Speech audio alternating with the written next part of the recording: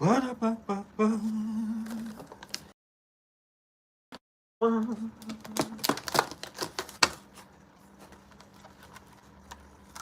Before anybody gets here, I'm gonna eat a cupcake. Before anybody gets here, hopefully no one's here and I can eat this cupcake in peace.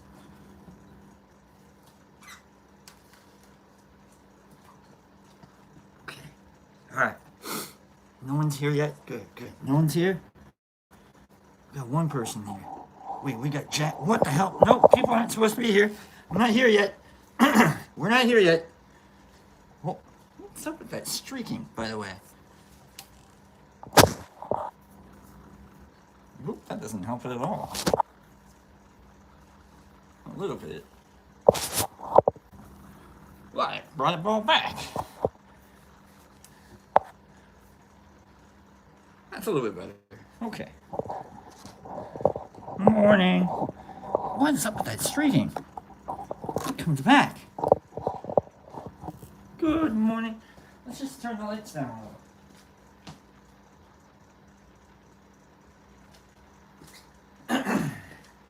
Oh, not all atmospheric and stuff.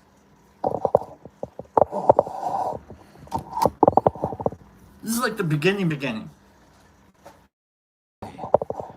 is like the beginning. I like check myself. Did I shave everything correctly? Is there any tuft of hair? Anything? No. Any boogers? No. Alright. Okay. Let's eat this cupcake. We haven't even started the show yet. It's not even started yet. What are we even doing here? Why? What are we even doing here? It's not even 9. Is it 9? It's not even 9. Why are you here? Let's eat this cupcake.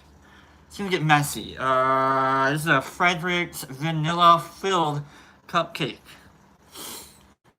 I'll marry anybody that can make a vanilla-filled. I'll marry Frederick. Make me a vanilla-filled cup. I'll marry a married person. I don't care.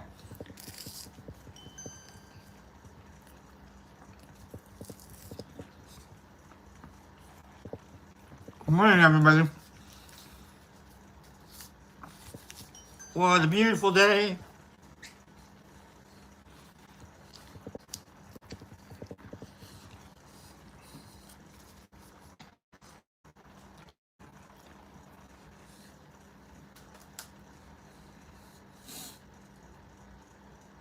Hold on, everyone.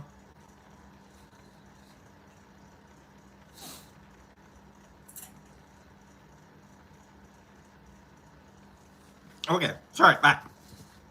Checking the messages. You tuned in early to watch this. We're just eating a cupcake. We're gonna have a good day today.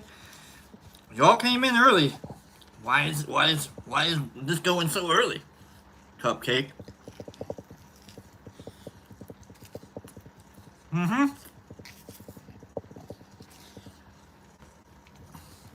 I just wanted to eat a cupcake with y'all. I don't normally get to eat cupcakes with my friends. So I just wanted to eat a cupcake with you guys. Hope that's okay. Happy Monday, everybody.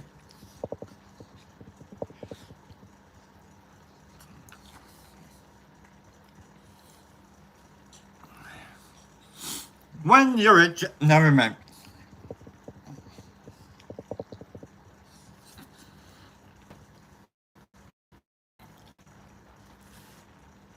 From your first cupcake to...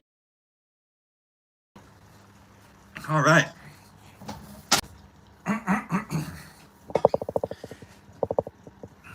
Good morning, everybody. Oh, boy. You tuned in early to watch me eat a cupcake. That's awesome. I got one.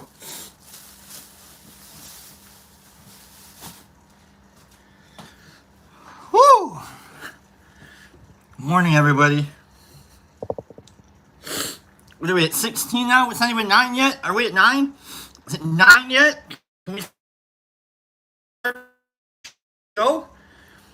Can we start the show yet? I don't think we can. I don't know if we can. Good morning. Let's see. see what the chat's been. Okay, so let's go back. Let's go back. I'm gonna say good morning, everybody. I know you all say good morning. So we've got Derek Anderson, we've got Jackie Cat, we've got Matt, we've got Bill. Good morning to you. Sling Blade. Good morning to you. Good morning, Derek Anderson again. What cupcake? Pardon me. It's a vanilla-filled cupcake. Laura Divine. Good morning to you. I ate a cupcake with Laura Divine. Yay! Yay me. Clean Girl, good morning to you, my friend. Good morning to the crew from Clean Girl. Calico Cat, good morning to you. Herbie, I woke up to 25 degrees. It's friggin' cold! I kind of like to be out here a lot. And, look at this shirt. I should have changed my shirt. I hate to be so on the nose with all the crap we do here. Shrooms, we got pot leaves, we got going on, cleanie. What degree are we today? My phone likes to go in and out on being able to tell me what the degrees are today. And I'm going to grab my phone because we're going to need it in a minute or two to help us along with what we're going to deal with today, or talk about today. Hopefully there's nothing we have to fucking deal with today, huh? Right? Hopefully nothing we have to deal with today. Alright, let's take a look at what the degrees are at Ferndale.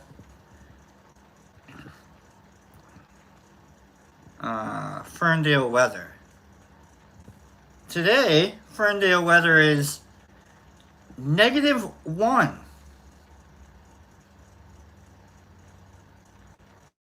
Wow. That's really cold. -1. I thought we were going to be at 20. Good crime. -1. How did I sleep through that? -1. Good morning. You know, I slept through that. I got the Bucky blanket. Oh, that Bucky blanket is warm. I'm telling you, that little Bucky blanket right there, warm. Wrap that around you, you're a burrito. You're a Bucky-rito. Buck-rito. You're a burrito. Bucky burrito. Today, folks, it's a big day. What is today? It's a Monday. We're back. I'm here. You're here. Everybody, thank you for showing up, by the way. Don't forget to hit the like button. And if you're new here, subscribe. What are you subscribing to? Later on in the week, we've got Pop showing back up. And he and I like to talk about shrooms. We like to talk about the marijuana. We like to talk about tarot. We like to talk about mycology. We like to talk about a whole plethora of things. And in the Three Amigos, one of my favorite lines ever, the Mexican boss guy looks at his henchman, who is like, oh yeah, and it's a plethora of things. And the boss guy goes, a plethora? Do you even know what a plethora is? What a plethora means? No. Right? Who knows what a plethora means? It's one of my favorite lines ever. It's from Three Amigos. Do you even know what a plethora means? Who does? But you say words that sound amazing. So big day today. We got the Iowa caucus happening tonight. What is a caucus? Other than just kind of like a weird sounding word. Almost kind of like... Can we call it the Iowa Toss-Across? Let's call it that. We've got the Iowa Toss-Across happening today. Instead of the caucus. Maybe I don't ever want to say that. We got the Iowa Toss-Across happening tonight. A lot of states have their own primaries, and it's different than a toss across. Good morning to Niffer. Good morning to Jimmy. I didn't see Jimmy here. You live like two blocks away from Cactus. Short says they live a cornhole right? Iowa Cornhole Championships are happening tonight. Where they'll be picking between the Republican National Convention nominees. So, the Democratic National nominee has already been chosen. Well, what is a caucus? Okay, let's talk about that real quick. What is a caucus? Normally, in a primary, the thing that you think about when it comes to voting, you think about a primary. You think about individually voting for a particular person. In a caucus, they go about it in a little bit of a convoluted way. First, they pick reps they pick people to take the responsibility for the caucus. So they got reps. And in order to show you how to do this real quick, 1 second.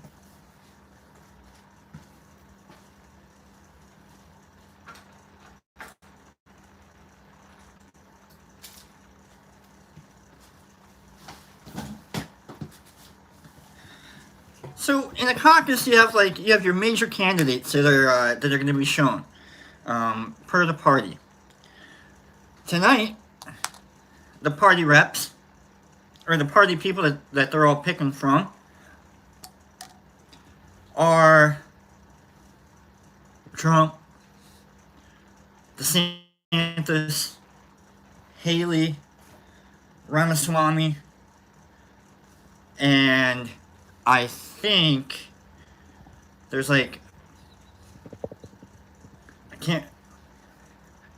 what the hell's his name? It's like a governor. It starts with an A. I have it in my head. Hutchinson? Ada Hutchinson? I think he's still on the ballot. There we go. I think that's his name. We got Ada Hutchinson. Anyhow, in a caucus, each of these candidates will have their own particular maroon that will stand up in front of a crowd and go, "You should vote for Trump. You should vote for Haley. You should vote for whomever else," right? Meanwhile, Sleepy Joe, if you want to call him that, is off being the president, and he's already the Democratic nominee. And he's got the Z's right there. This is Joe Biden. Donald Trump hasn't been in Iowa much, but he's there today. So each of those reps says, "Okay, go hang out. You need to vote for this particular rep." And imagine there's 100 people in the room, right? And so you've got 3 or 4 different people vote for, and there's a particular, whatever the rules of the decorum and speaking or whatnot, it happen. You get maybe, you would hope maybe a caucus isn't just go vote and then you go home. No, it's go hang out for about an hour and a half, and then vote and then go home. And so the voting, the prelim voting, is you go and you stand in a particular, all right, all the Trump people go to that corner of the room, all the Haley people go to that corner of the room, all the DeSantis people get out of the bathroom. What are you doing in the bathroom? Yeah, come on, man, we're trying to vote here. Can we, you know what I mean? And so they go to their particular part of the room, and that's how the prelim voting is. It's it's not private at all, number one. Number two, your individual vote isn't necessarily as important as the collective voting, which is a little more representative, if you would hope, a little more egalitarian. thinking that like the person you're standing next to isn't any more important of a vote than you are. You're standing in a group, but you are standing in a group, so you're able to like, yeah, I'm this guy, and so that's a different. That's another aspect of caucusing that you get. Um, historically, we used to caucus a lot more. It used because it was easier. It's cheaper that way. Like you don't have to count any hanging chads. You just have to be like, where's Martha standing? Is she inside the Trump line, or is she straddling the Nikki Haley, Vivek Ramaswamy line? What's going on?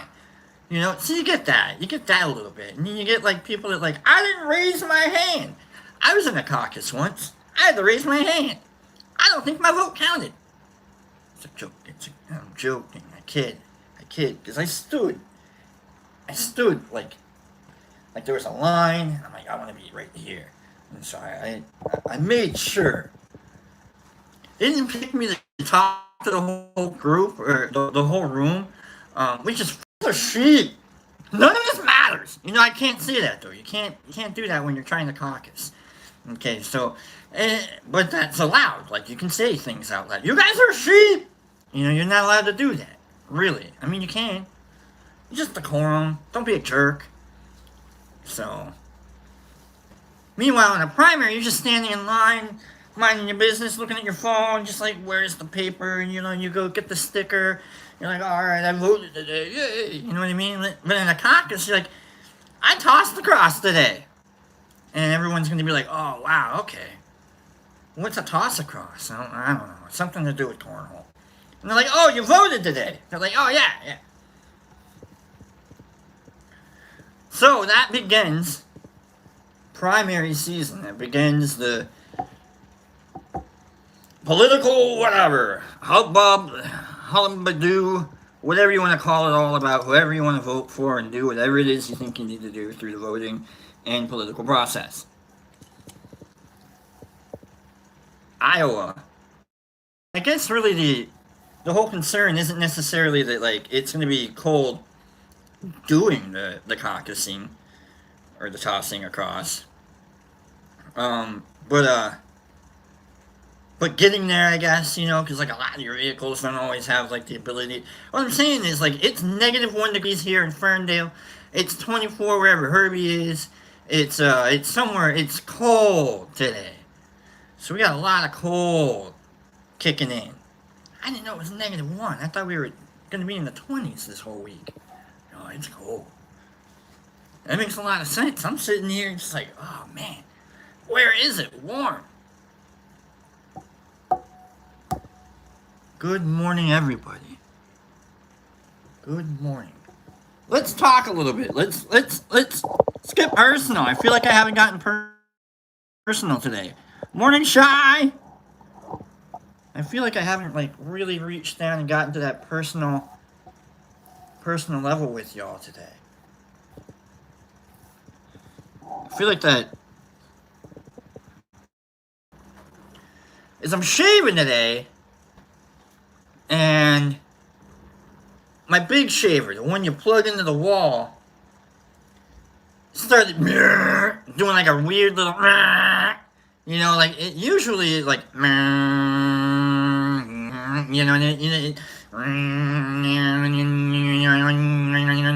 that sound, right? Well, I'm shaving, and I get like this little part off, right? And I'm like, all right, cool. I'm going hard. I'm not like trying to go like too styling, but trying to be all sexy. Yeah, I gotta look good, right? You gotta enjoy yourself a little bit. Yeah. All right, cool. So I get like that little bit, and then my razor starts doing like what the? I turn it off. I turn it back on. I'm like, oh, all right, what the? So then I get like this little bit done. I'm like, oh, come on! Alright, so I give it like a minute. I'm in the bathroom just like yelling. Not yelling, but I'm yelling.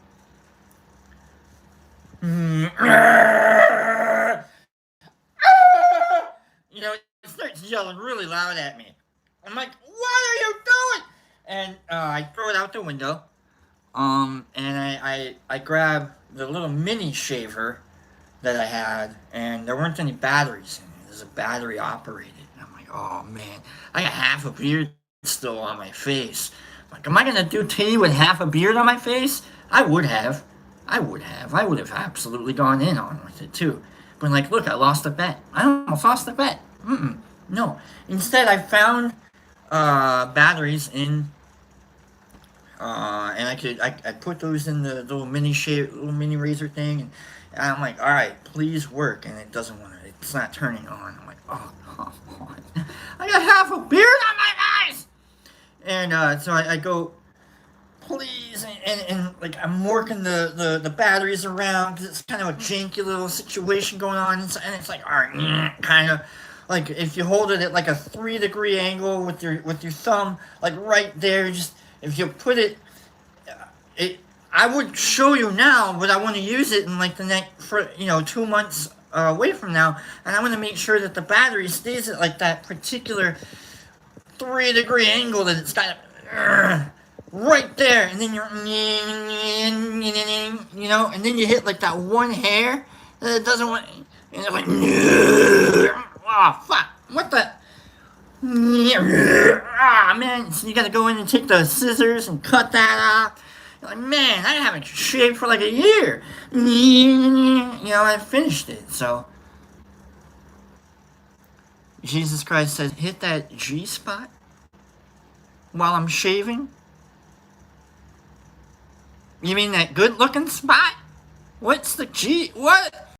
I have no idea what the G spot is. No, seriously, is it like God? Are we talking about God? It's really difficult to really jump. How do you segue into I have a dream after we just did a G spot joke?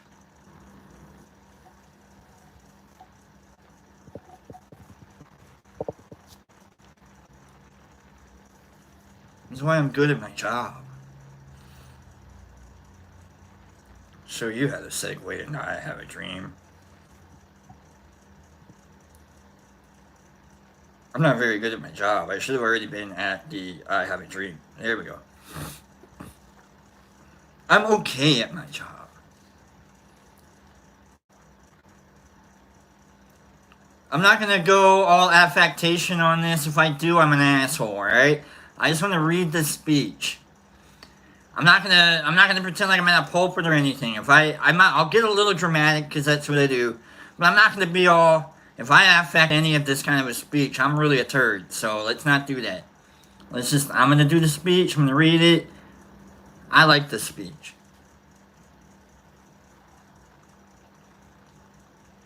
"50 years ago, a great American, in whose symbolic shadow we stand today, signed the Emancipation Proclamation. The momentous decree came as a great beacon light of hope to millions of Negro slaves who had been seared in the flames of withering injustice. It came as a joyous daybreak to end the long night of their captivity." Martin Luther King Jr.'s I Have a Dream speech. But 100 years later, the Negro still is not free. 100 years later, the life of the Negro is still sadly crippled by the manacles of segregation and the chains of discrimination. 100 years later, the Negro lives on a lonely island of poverty in the midst of a vast ocean of material prosperity. 100 years later, the Negro is still languished in the corners of American society and finds himself in exile in his own land. And so, we come here today to dramatize a shameful condition. In a sense, we've come to our nation's capital to cash a check.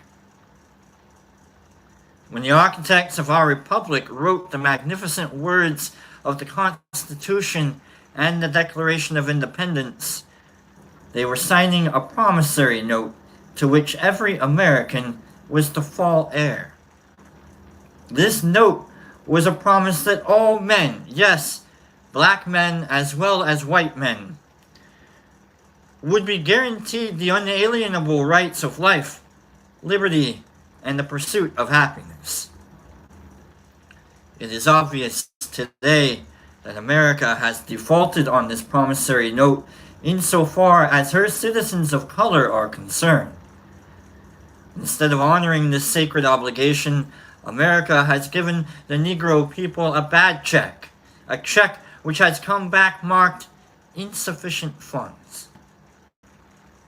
But we refuse to believe that the Bank of Justice is bankrupt.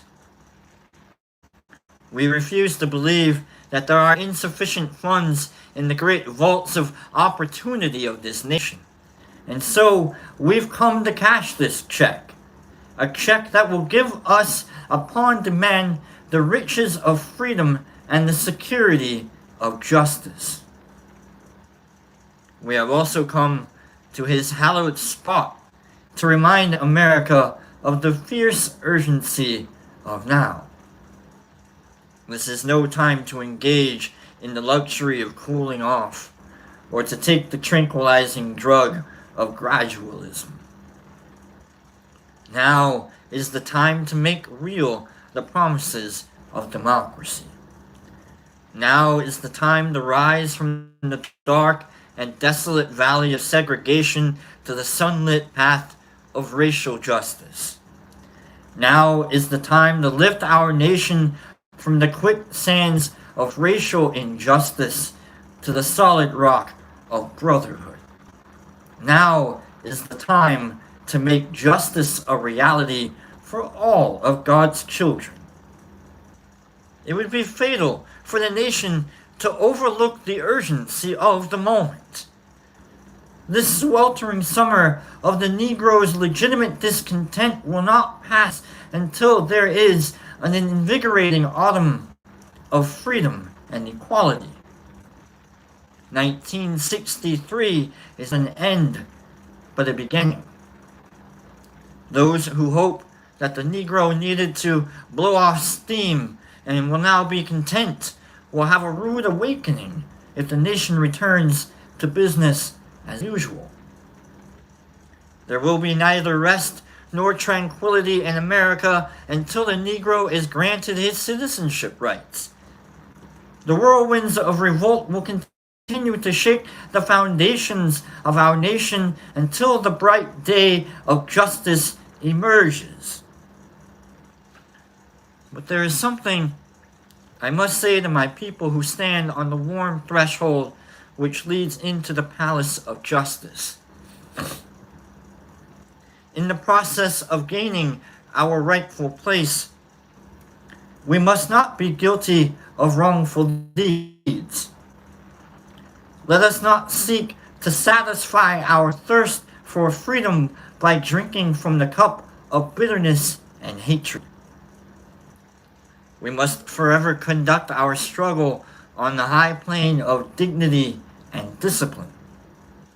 We must not allow our creative protest to degenerate into physical violence.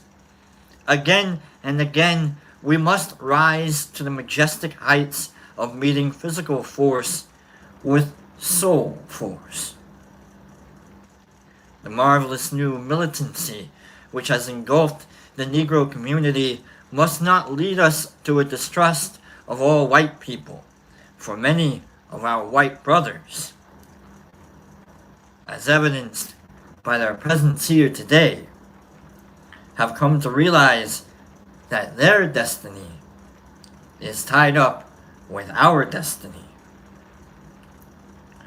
And they have come to realize that their freedom is inextricably bound to our freedom. We cannot walk alone. And as we walk, we must make the pledge that we shall always march ahead. We cannot turn back. There are those who are asking the devotees of civil rights, when will you be satisfied? We can never be satisfied as long as the Negro is the victim of the unspeakable horrors of police brutality. We can never be satisfied as long as our bodies, heavy with the fatigue of travel, cannot gain lodging in the motels of the highways and the hotels of the cities. We cannot be satisfied as long as the Negro's basic mobility is from a smaller ghetto to a larger one. We can never be satisfied as long as our children are stripped of their selfhood and robbed of their dignity by signs stating for whites only. We cannot be satisfied as long as a Negro in Mississippi cannot vote and a Negro in New York believes he has nothing for which to vote. Oh no, we are not satisfied, and we will not be satisfied until justice rolls down like waters, and righteousness like a mighty stream. I am not unmindful that some of you have come out here have come here out of great trials and tribulations. Some of you have come fresh from narrow jail cells. Some of you have come from areas where your freedom left you battered by the storms of persecution and staggered by the winds of police brutality. You have been the veterans of creative suffering. Continue to work with the faith that unearthed suffering is redemptive. Go back to Mississippi. Go back to Alabama. Go back to South Carolina. Go back to Georgia. Go back to Louisiana. Go back to the slums and ghettos of our northern cities, knowing that somehow the situation can and will be changed. Let us not wallow in the valley of despair, I say to you today, my friends. So even though we face the difficulties of today and tomorrow, I still have a dream. It is a dream deeply rooted in the American dream. I have a dream that one day this nation will rise up and live out the true meaning of its creed. We hold these truths to be self-evident, that all men are created equal. I have a dream that one day on the red hills of Georgia, the sons of former slaves and the sons of former slave owners will be able to sit down together at the table of brotherhood. I have a dream that one day even the state of Mississippi, a state sweltering with the heat of injustice, sweltering with the heat of oppression, will be transformed into an oasis of freedom and justice. I have a dream that my 4 little children will one day live in a nation where they will not be judged by the color of their skin, but by the content of their character. I have a dream today. I have a dream that one day down in Alabama, with its vicious racists, with its governor having his lips dripping with the words of interposition and nullification, one day right down in Alabama, little black boys and black girls will be able to join hands with little white boys and white girls as sisters and brothers. I have a dream today. I have a dream that one day every valley shall be exalted, every hill and mountain shall be made low, the rough places will be made plain, and the crooked places will be made straight, and the glory of the Lord shall be revealed. This is our hope. This is the faith that I go back to the South with. With this faith, we will be able to hew out of the mountains of despair a stone of hope. With this faith, we will be able to transform the jangling discords of our nation into a beautiful symphony of brotherhood. With this faith, we will be able to work together, to pray together, to struggle together, to go to jail together, to stand up for freedom together, knowing that we will be free one day. This will be the day when all of God's children will be able to sing with new meaning, My country, 'tis of thee. Sweet land of liberty, of thee I sing. Land where my fathers died, land of the pilgrim's pride from every mountain side. Let freedom ring. And if America is to be a great nation, this must become true. So let freedom ring from the prodigious hilltops of New Hampshire. Let freedom ring from the mighty mountains of New York. Let freedom ring from the heightening Alleghenies of Pennsylvania. Let freedom ring from the snow-capped Rockies of Colorado. Let freedom ring from the curvaceous slopes of California. But not only that, let freedom ring from Stone Mountain of Georgia. Let freedom ring from Lookout Mountain of Tennessee. Let freedom ring from every hill and molehill of Mississippi, from every mountainside. Let freedom ring.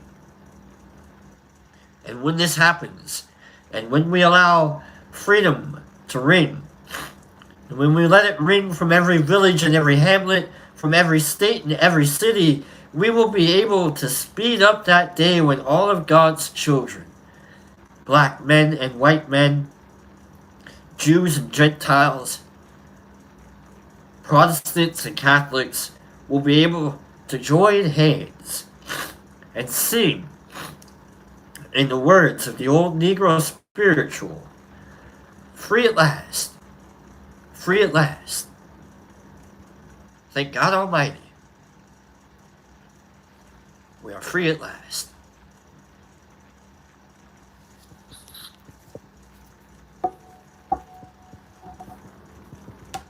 Whew. Got me all. Whew. Got me all crying. So today is Martin Luther King Jr. Day. Ah, man. Woo! Got me all crying and stuff.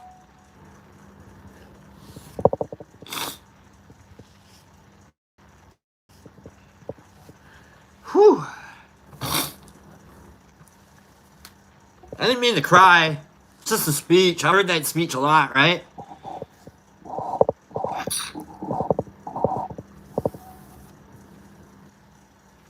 Right? Just another day.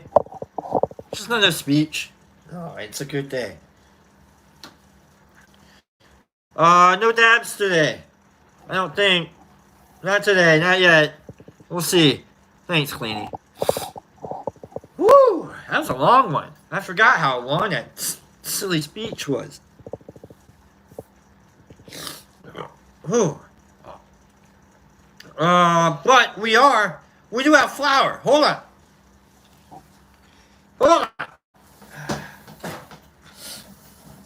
Whew. We got flour. Oh, we got double finger. Alright, let's do this real quick. Whew. It's, thanks for letting me read that speech, for you guys. Martin Luther King Jr. Today is a National Day of, action? It's, service, that's it. National Day of Service. And at first, I think, in my head, I think when I was a kid, and I heard about Martin Luther King Jr. Day and National Day of Service, I was like, what do you mean National Day? Because he's a preacher, and so we're all supposed to, go to church? And, no. Service, community service, or, doing something for, for someone else today. So, wow, that's perfect. So today, and I think it's the only federally recognized day of service. where the government's like, hey, go help out somewhere. So, I don't know, like, what are some ways? There we go. What are some ways that we can help out? What are some ways that you can help out? There we go. Well, as I take this hit, what are some ways that we can help each other out? Like, what are some ways that maybe you would need some help out? You know what I mean? Like, could it be as simple as like maybe helping with trash cans? I don't know if I want like a neighbor walking up my driveway. I need that.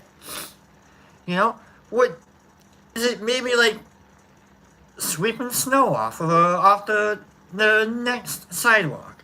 Is that worth it? Is that helping out? We could do that. Bundle up a little bit. You're like, I gotta go clear off my sidewalk. I guess I'll go clear off my neighbor's sidewalk today. That's helpful. That way the city doesn't get mad at both of you, and like nobody's getting a notice on their door. Like, hey, you haven't shoveled snow yet. You know?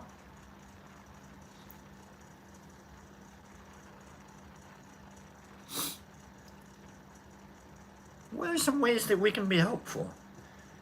What are some ways? 45. Huh. I thought maybe we would do cards today, but I guess, I don't know, maybe not do cards today. I got some stuff we can talk about. I don't know. But what are some ways? Good morning to File 13. I don't think I said good morning to File 13 yet. Mikey? Streetlight, silly talent. It was Streety at one point. Not a couple years ago. Lagging hard. Lagging bad. No, JC. Actually, I was tearing up as I was reading the speech, and so I was trying not to bawl. And so I was like, I have a dream. You know, I was like trying not to do that. So I was like really trying to maintain, but like, so I got snot in my nose still, and I'm trying not to like do the whole disgusting. Because then you know I'm swallowing it, right? And it's like, that's friggin' gross. But people do that, you know? But you know, when I'm on camera doing that. So, yeah, I got the sniffles. You know, I could blow my nose too, but that's just as nasty. Although I did shave, so it's not going to get stuck in my stash hair for a year. You know what I mean? You realize you got a mustache, and you do not clean all your hairs after you blow your nose. Oh, you think the napkin, the toilet paper, whatever it is you wipe your nose with gets all of it. No, you got goobers in your stash hair for a year until you shave it. That's cleaning. I pointed it out to him first time. I was like, oh, you haven't shaved for like 2 years. I see it. And he's like, what are you talking about? You got stash goobers, dude. No, cleaning, I'm joking. He's a clean shaved, well-kept man right there. Niffer makes sure of it. Niffer does not put up with stash goobers. I can see that as a kind of a lady that she is. She's like, no stash goobers here. What I can hear some of you yelling out right now is, smoke it, yo.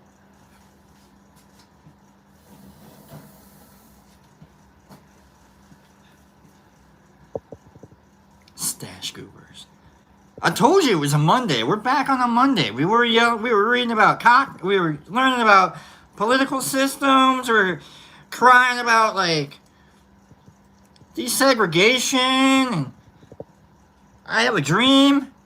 This is what Monday gets us. Trying not to like. Here we go. I have a really bad lighter. It's like, it's super, and it's almost all the way empty. I gotta go get another. I'm really bad. Whatever. Production, right? Right, Derek?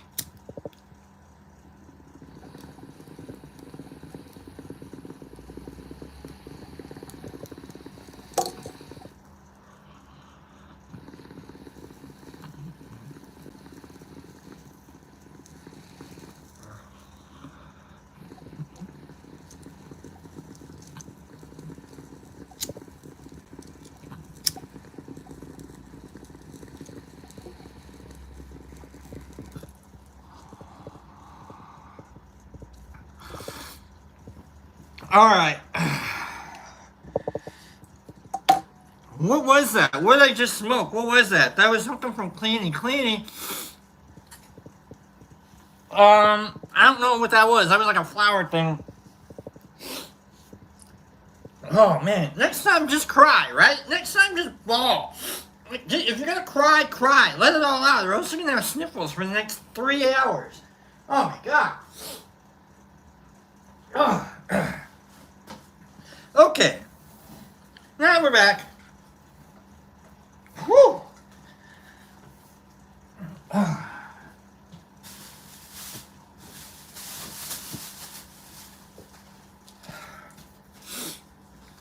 Okay.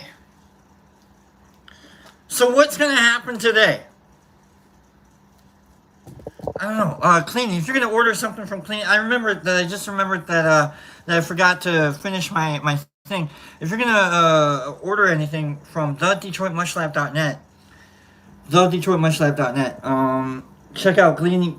Clean's got some stuff. I think CCS might have some stuff. I think we might have some stuff. You know, whatever it is you might need some stuff from, and Forum, and so on. Let's get. There's this book here, and we've been trying to tap into it. We kind of stopped earlier because I had to like take it back to the library, and so I finally went back to the library and I checked this book right back out, and I kind of want to get into the book reading. I promise you, I won't cry. But we've been getting into this book, and we've got Pythagoras. I think we already went through Pythagoras. Did we? Happy is he who has overcome his ego. Gautama. Let's just do that. So this book here, and this this is for Streety. I'm doing this segment is for now that I know that Streety's here, or was here at least. This is for Streety. He likes it when I read smart stuff out loud. So we'll do this. I'd like to. There you are. All for you, Streety. All for you. We're gonna read about Siddhartha Gautama. Siddhartha Gautama and his idea that happy is he who has overcome his ego. Nice. From the book, the philosophy book. Big Ideas Simply Explained. I like this book a lot. And so we're starting from the beginning, and we're gonna try and work our way all the way down. And I think we're next with Siddhartha. Maybe we missed one. I don't care. Here comes Siddhartha. Welcome everybody. Please hit that like button. Talk to Cleany if you need any more. If you need your smoke materials, you know what I'm saying. Talk to Pops, later this week if you're missing him. But we got this book going, so here we go. I love everybody here. Thanks for letting me be a part of your days. Grow your whatnot. Your brains. Siddhartha Gautama, later known as the Buddha, the Enlightened One, lived in India during a period when religious and mythological accounts of the world were being questioned. In Greece, thinkers such as Pythagoras were examining the cosmos using reason. And in China, Lao Tzu and Confucius, I think we might have Confucius coming up, and Confucius were detaching ethics from religious dogma.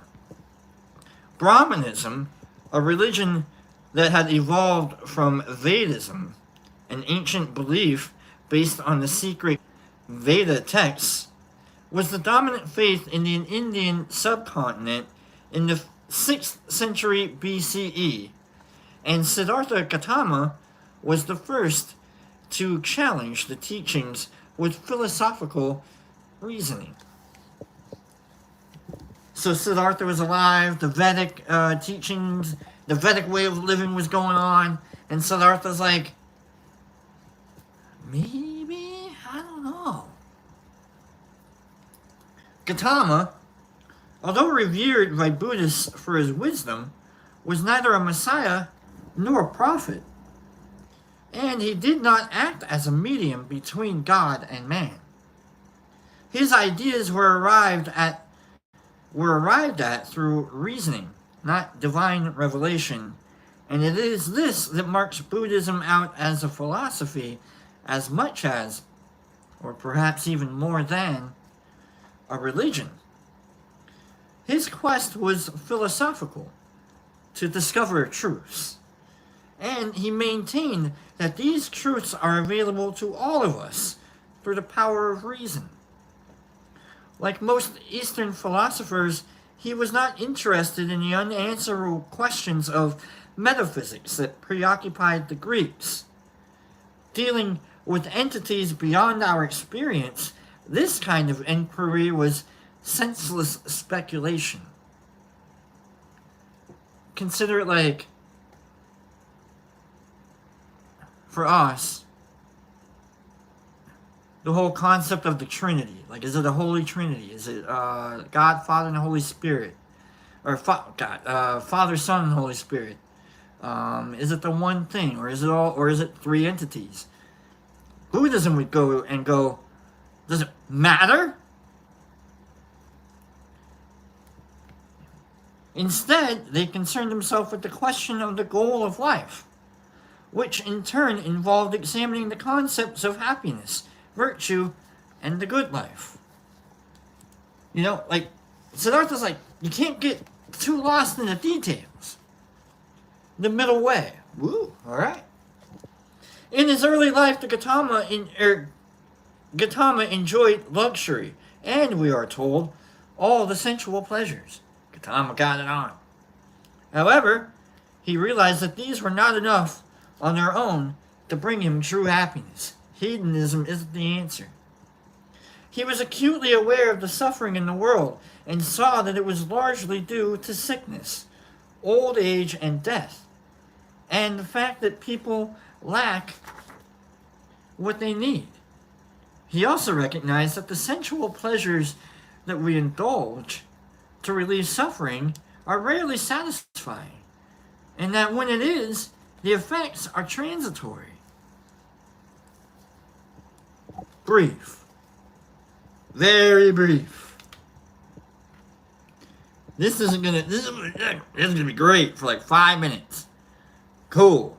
Now you have 23 hours and 55 minutes of the day left. He found that the experience of extreme asceticism, austerity, and abstinence equally dissatisfying, bringing him no nearer to an understanding of how to achieve happiness. Alright, if I just like lay off for like a week, it should feel better. No, it doesn't even like that. It's like, I don't even know. Like, this sucks. I'm trying to be human. It feels great to be human. Man, sucks being human. Gautama came to this conclusion, that there must be a middle way between self-indulgence and self-mortification. This middle way, he believed, should lead to true happiness or enlightenment, and to find it he applied reason to his own experiences. Suffering, he realized, is universal. It is an integral part of existence, and the root cause of our suffering is the frustration of our desires and expectations. These desires he calls attachments, and they include not only our sensual desires and worldly ambitions, but our most basic instinct for self-preservation. Just living sucks. Let alone living your best life. Just being alive. Whoa!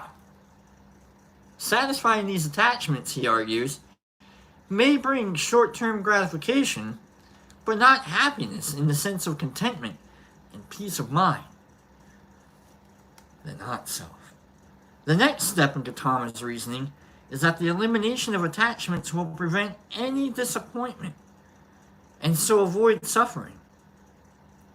To achieve this, he suggests a root cause of our attachments, our selfishness, And by selfishness, he means more than just our tendency to seek gratification.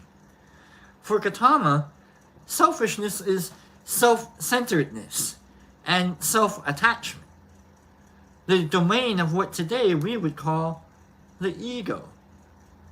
So, to free ourselves from the attachments that cause us pain, it is not enough merely to renounce the things we desire. We must overcome our attachment to that which desires, the self. Holy crap! But how can this be done? Desire, ambition, and expectation are part of our nature, and for most of us constitute our very reasons for living. I really liked it. The answer for Gautama is that the ego's world is illusory, as he shows again by a process of reasoning. Okay? He argues that nothing in the universe is self-caused, for everything is the result of some previous action. Okay? And each of us is only a transitory part of this eternal process. Brief. Part. Super brief. 5 minutes. Ultimately, impermanent and without substance. Grains of sand in the beach that's part of a world that's going to get hit by an asteroid. We're all just going to get nuked by an exploding red giant of a sun anyhow in 5 billion years, so whoop! So, in reality, there is no self that is not part of this greater whole, or the not-self. And suffering results from our failure to recognize this. This does not mean that we should deny our existence or personal identity. We are alive right now. Rather, that we should understand them for what they are, transient and insubstantial. But it is right now, I guess. Grasping the concept of being a constituent part of an eternal not-self, rather than clinging to the notion of being a unique self, is the key to losing that attachment and finding a release from suffering. All hail the asteroid. The Eightfold Path. Gautama's reasoning from the causes of suffering, from the causes of suffering to the way to achieve happiness is codified in Buddhist teachings in the Four Noble Truths that suffering is universal, desire is the cause of suffering, suffering can be avoided by eliminating desire, and that following the Eightfold Path will eliminate desire. Okay, cool. We got Eightfold Path. This last truth refers to what amounts to a practical guide to the middle way that Gautama laid out for his followers to achieve enlightenment. The Eightfold Path: right action, right intention, right livelihood, these are the 8 things, right effort, right concentration, right speech, right understanding, and right mindfulness is in effect a code of ethics, a prescription for a good life, and the happiness that Gautama first set out to find. Nirvana. Gautama sees the ultimate goal of life on earth to be the ending of the cycle of suffering, the samsara, and rebirth into which we are born. By following the Eightfold Path, a man can overcome his ego and live a life free from suffering. And through his enlightenment, he can avoid the pain of rebirth into another life of suffering. Awesome. He has realized his place in the not-self and become at one with the eternal. He has attained the state of nirvana, which is variously translated as non-attachment, not being, or literally blowing out. Like a candle. Imagine you're a candle, and all of a sudden you reach nirvana, and God's like,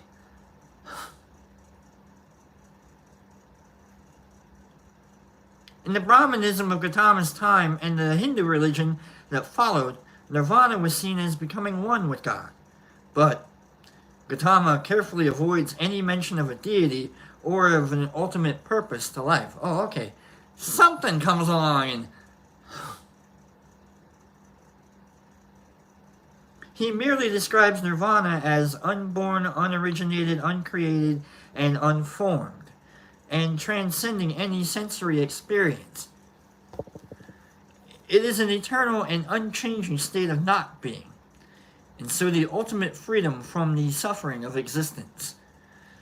Gautama spent many years after his enlightenment traveling around India, preaching and teaching.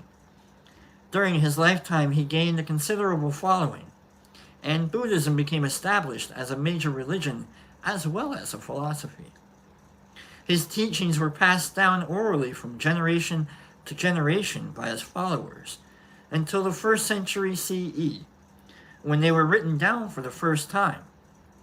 Various schools began to appear as Buddhism spread across India and later spread eastward into China and Southeast Asia, where it rivaled Confucianism and Taoism in its popularity.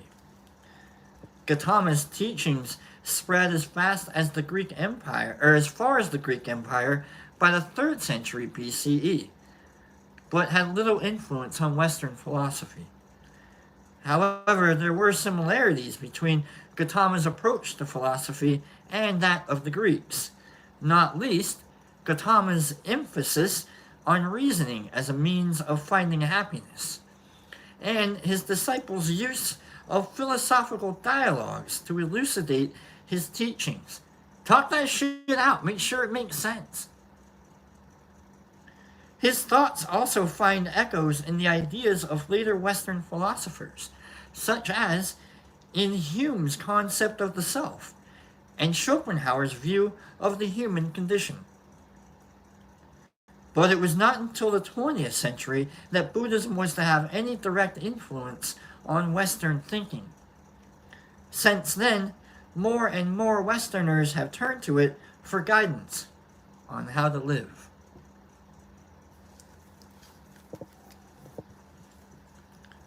Right on. That's Buddhism. It's kind of like a brief little nutshell history of Buddhism right there. It's a philosophy more than it is a religion. Okay. Now I can see why it's like kind of taking a little bit of a hold. Westerners are able to like look at it and go, as long as I don't have to pray to anything, I can just read a book. Can I just read a? We really like our self-help books, right? Can I just like, who publishes the Buddha book? You know?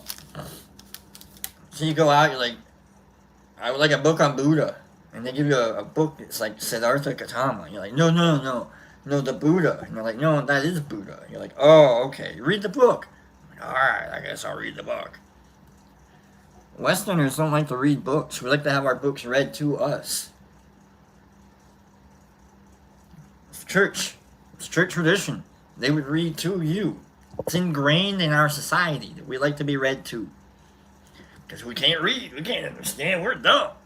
You can't teach the people how to read the Bible themselves, you gotta read it to them. It's ingrained in us. It's still part of our genetic DNA holding that we really like to be told things, so. You know what? That's all crap that came out of my mouth. No, that's nothing, I don't think there's anything devious about that kind of an idea. I do think that, like, we really are a society that was...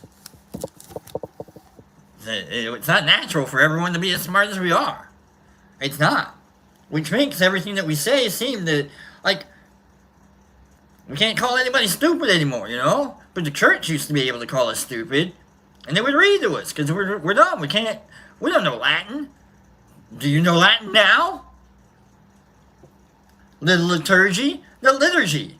Do you even know what the word liturgy means? If you do, you're a lot smarter than you were supposed to be. If you know what the word liturgy means and you don't actually read the and it doesn't like apply to your daily life, you are a lot smarter than anybody 500 years ago. Just knowing that word. So,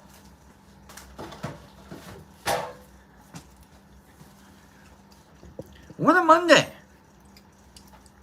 We got the Iowa Toss-Across happening tonight, 7 o'clock. I'll be tuning in, 7 o'clock Eastern time. I'll be tuning into my favorite little spots to see like what's going on.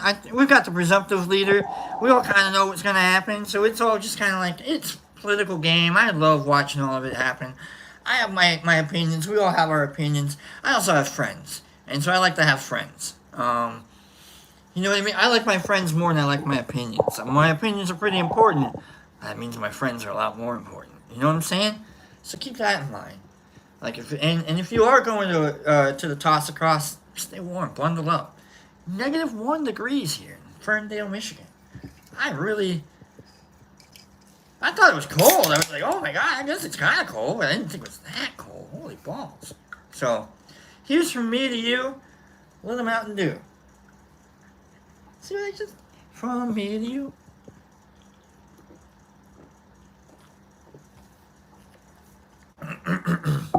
Alright, everyone. Scroll out. Let's get out of here. Let's go get warm. That's what... I can't believe Pops lets me do this every day. Or every Monday. He's like... Actually, I can believe. He doesn't actually watch the show. He's like... I don't know what's going on. I'm like, you don't want to know what's going on, I promise you. I know he gets updates from people like, you should make sure Brock doesn't do that again. And so it's like, alright. Okay, let's go back and,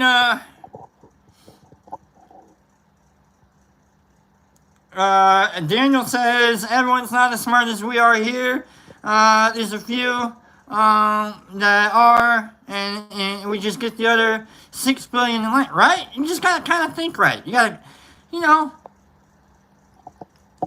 that'll be a Brock lookalike. That's funny, Ace. No, I'm sorry about that. No, it's, I kind of shaved this morning, and, like, it was, I'm surprised I still was able to finish it all. B, I'm rolling out with you, JC. Alright, my guy. Bill Mountain Dew and bowls of Brock for my day are awesome. I appreciate you, Bill. Niffer thank you as well. R&R Shrooms, nice hanging out with you. I love hanging out with you too, my friend. Alright, we'll keep going. Married Michael, watermelon is a superfood. Anti-inflammatory, with the hydration. I like watermelon too, Married. Mike Maribel, good morning and good, have a great day. Mike, you've been saying, Mike said good morning like 22 times today. I think it's 20. If you go back and scroll, I think Mike said good morning 22 times. Michael Patterson, let's wake up from the dream and live. Absolutely. Stay not woke necessarily. I hate that term.